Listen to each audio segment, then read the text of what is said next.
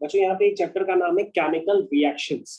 तो chemical reactions chapter को ध्यान से देखिए। केमिकल रिएक्शंस, तो इस चैप्टर को बच्चों आपको बहुत ही ध्यान से देखना है क्योंकि यहाँ पे बड़े बड़े धमाके होते हैं। तो पहला धमाका होता है जो आपसे हमेशा पूछा जाएगा और बार बार पूछा जाएगा, उसका नाम है टाइप्स ऑफ केमिकल रिएक्शंस। तो सबसे पहले बच्चों आप डालेंगे टाइप्स ऑफ केमिकल रिएक्शन, और बच्चों मैं आपको उसका एक वीडियो भी शेयर करूंगा जिसमें ऑलरेडी काफी सारी मैंने रिएक्शंस बताई हैं और मैंने उनके टाइप्स बताए कि वो कौन से टाइप की रिएक्शन हो सकती है। तो बच्चों आपके कोर्स में जो टाइप्स ऑफ केमिकल रिएक्शंस होती है वो एक कॉम्बिनेशन रिएक्शन होती है जिसको आप डायरेक्ट कॉम्बिनेशन रिएक्शन भी कहते हैं, लिखा हुआ है। तो उसके बाद डिकम्पोजिशन रिएक्शन होती है, डिस्प्लेसमेंट रिएक्शन होती है, डबल डिकम्पोजिशन रिएक्शन या डबल डिस्प्लेसमेंट रिएक्शन होती है। इतने तरह की रिएक्शंस आपके कोर्स में है। तो सबसे पहले बच्चों हम लोग यहाँ पे लिखते हैं टाइप्स ऑफ केमिकल रिएक्शन, और आंखें फाड़ के पढ़िएगा क्योंकि ये बहुत फेवरेट चैप्टर है। स्कूल के टीचर्स बहुत इसमें से फर्स्ट पेज से तो स्पेशली बहुत सारे क्वेश्चंस बना के देते हैं। तो बच्चों मैंने क्या बताया, सबसे पहला टाइप कौन सा होता है? सबसे पहला टाइप होता है कॉम्बिनेशन रिएक्शन, जिसको हम लोग सिंथेसिस भी कहते हैं या डायरेक्ट कॉम्बिनेशन रिएक्शन भी कहते हैं। तो this is your combination reaction, ये बच्चों पहला टाइप है। तो तुम बच्चों इसमें कुछ भी लिख सकते हो। इसका मतलब ये होता है कि मान लो कार्बन ऑक्सीजन से मिला और कार्बन डाइऑक्साइड बनाया, कॉम्बिनेशन रिएक्शन है क्योंकि नाम ही कॉम्बिनेशन है। इसका मतलब दो चीजें आपस में कंबाइन होंगी और एक तरह का प्रोडक्ट बनाएंगी। तो दो लोग जब आपस में कंबाइन करके एक नया प्रोडक्ट बनाते हैं तो उसको हम लोग क्या कहते हैं? Combination reaction. तो बच्चों इतना ही होता है। तो बच्चों जरूरी नहीं है जो उस बुक में रिएक्शन लिखी हो वही रिएक्शन आप लिखो, जरूरी नहीं है। आप कोई भी रिएक्शन लिख सकते हैं। जैसे मान low carbon plus oxygen that is carbon dioxide, reaction हो सकती है। Carbon plus oxygen carbon monoxide, ये भी रिएक्शन हो सकती है। लेकिन तुम कहोगे सर ऊपर वाली रिएक्शन तो बैलेंस है, नीचे वाली बैलेंस नहीं है, क्योंकि सर लेफ्ट हैंड साइड में ऑक्सीजन कितने हैं? 2, राइट हैंड साइड में ऑक्सीजन कितना है? 1। तो सर यहाँ पे 2 कर दो और यहाँ पे भी 2 कर दो, तो रिएक्शन क्या हो गई? बैलेंस हो गई। ठीक है। तो बच्चों कार्बन जब ऑक्सीजन से कंबाइन करता है तो कार्बन डाइऑक्साइड भी बना सकता है, कार्बन मोनोऑक्साइड भी बना सकता है। तुम कहोगे सर अगर ऑक्सीजन कम होती है तो कार्बन मोनोऑक्साइड बनता है, लेकिन ऑक्सीजन अगर एक्सेस में होती है तो कार्बन डाइऑक्साइड बनता है। आप ऐसे भी याद रख सकते हैं। तो कॉम्बिनेशन रिएक्शन बहुत आसान होती है। आपकी बुक में जो एग्जांपल लिखा है उसमें लिखा है लोहा, लोहा मतलब iron, plus sulphur that gives iron sulphide, iron sulphide मतलब FeS।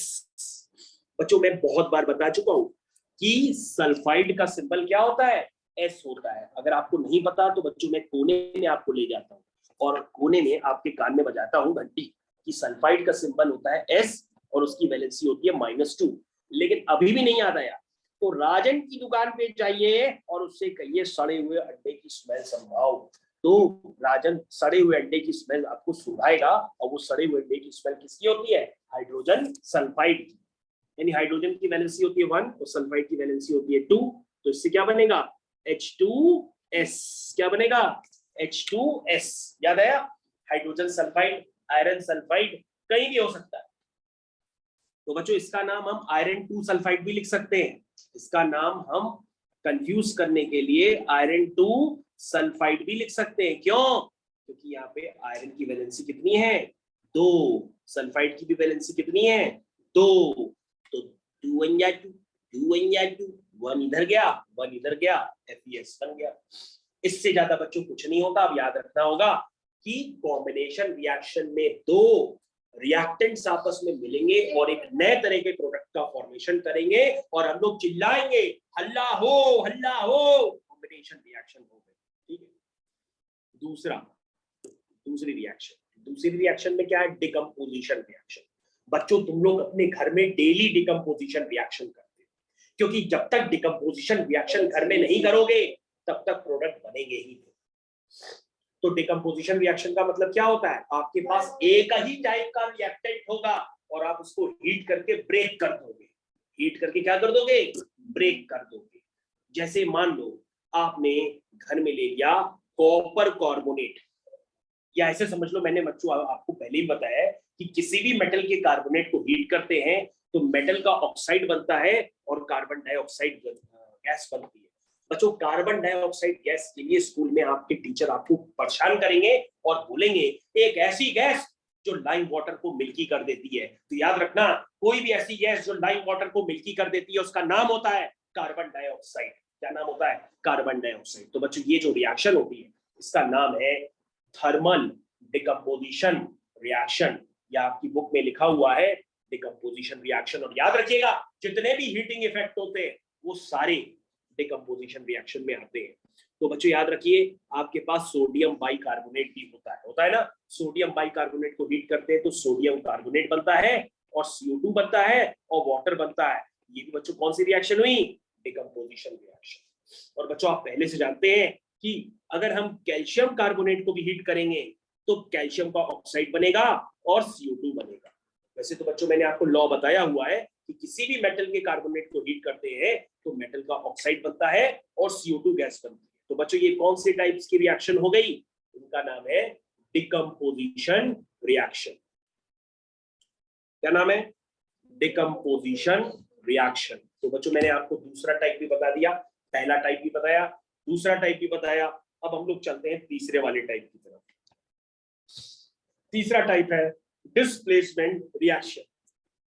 तो बच्चों डिस्प्लेसमेंट रिएक्शन भी बहुत ही इजी टाइप होती है और इससे भी इजी होती है डबल डिस्प्लेसमेंट रिएक्शन। तो पहले हम डिस्प्लेसमेंट समझ लेते हैं, उसके बाद डबल डिस्प्लेसमेंट, या उसको कई लोग धोखाधड़ी में डबल डिकम्पोजिशन भी कहते हैं। तो पहले डिस्प्लेसमेंट समझते हैं, बहुत आसान होता है बच्चों। मान लो A है और BC है। मान लो बच्चों B और C बच्चों साथ में रहते हैं, बहुत खुश हैं, लेकिन पड़ोस में A आया। ये जैसे ही आया तो A को देख करके B को प्यार हो गया, और जैसे ही A को देख के B को प्यार हो गया तो A और B आपस में मिल गए और C अकेला हो गया। तो बच्चों उसी को कहते हैं क्या? Displacement reaction. क्योंकि सर ये कैसी प्यार है, इतने दिन ये लोग साथ में फिर कैसे रह रहे थे, जो A को देखते ही मोहब्बत बदल गई। हमने कहा ये मोहब्बत नहीं, ये केमिकल रिएक्शन है, इसलिए केमिकल रिएक्शन की तरह समझो। तो बच्चों ये जिंक है और ये कॉपर सल्फेट है। अचानक क्या हुआ कि जिंक को कॉपर सल्फेट देखा तो जिंक ने कहा सल्फेट चलो तुम मेरे साथ चलो, कॉपर तुम्हें नहीं रख पाएगा खुश, चलो मैं तुम्हें खुश रखूंगा। तो सल्फेट जिंक के पास चला गया और कॉपर अकेला हो गया। ठीक है, तो बच्चों यही होती है डिस्प्लेसमेंट रिएक्शन। समझ में आया? लेकिन डबल डिस्प्लेसमेंट रिएक्शन में क्या होगा? कॉपर अकेला नहीं रहेगा। कॉपर अकेला नहीं रहेगा। कॉपर कहेगा अगर जिन तुम मेरा सल्फेट ले जा रहे हो तो कॉपर कहेगा मैं भी तुम्हारा कुछ ना कुछ ले जाऊंगा।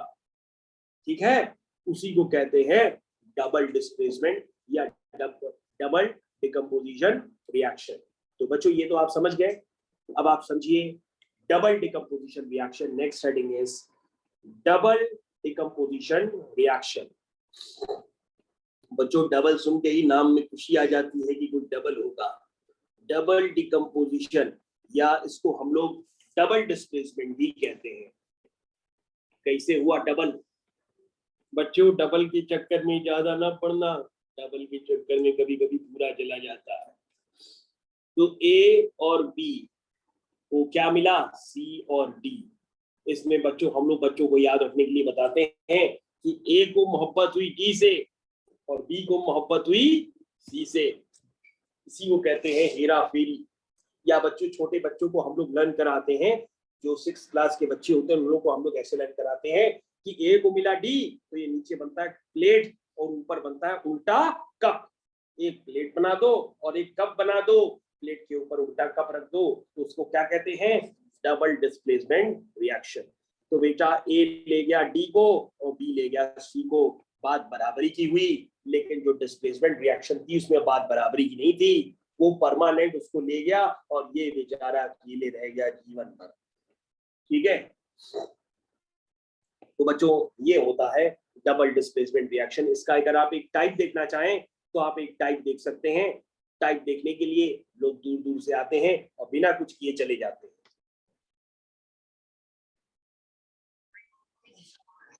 तो बच्चों, आपके पास यहाँ पे है सिल्वर का nitrate AgNO3, plus KCl, that gives AgCl plus KNO3।